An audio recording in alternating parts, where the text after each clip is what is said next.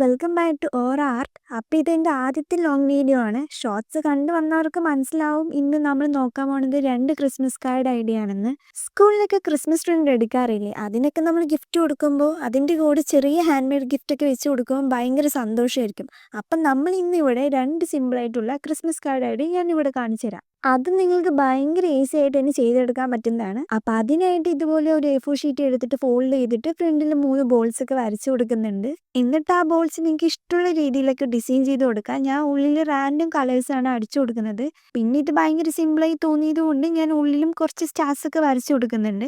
എന്നിട്ട് താഴെ merry Christmas എന്നൊക്കെ എഴുതി കൊടുക്കുക. നമുക്ക് ക്രിസ്മസ് ട്രീ ഒക്കെ വരച്ചു കൊടുത്താൽ തന്നെ നമ്മുടെ കാർഡ് ഇവിടെ റെഡി ആയിട്ടുണ്ട്. നല്ല ഭംഗിയുണ്ട്. ഇനി അടുത്ത കാർഡിലോട്ട് പോവാം.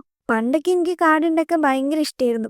പിന്നെ അങ്ങോട്ട് മടിയായി. അപ്പം മടിയന്മാർക്കൊക്കെ ഉണ്ടാക്കാൻ പറ്റിയ അടിപൊളി കാർഡ് ഐഡിയ കൂടിയാണ് ഇത്.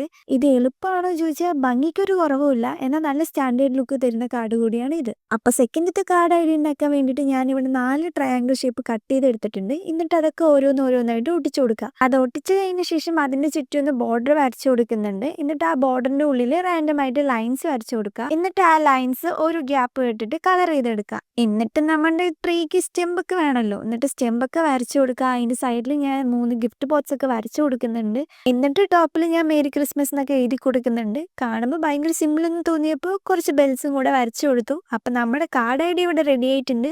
ഇതിലേതാണ് നിങ്ങൾക്ക് ഇഷ്ടപ്പെട്ടതെന്ന് കമൻറ്റ് ബോക്സിൽ ഒന്ന് പറയണേ. അപ്പോൾ വീഡിയോ ഇഷ്ടമായാൽ ലൈക്കും കമൻറ്റും സബ്സ്ക്രൈബൊക്കെ ചെയ്യുമല്ലോ.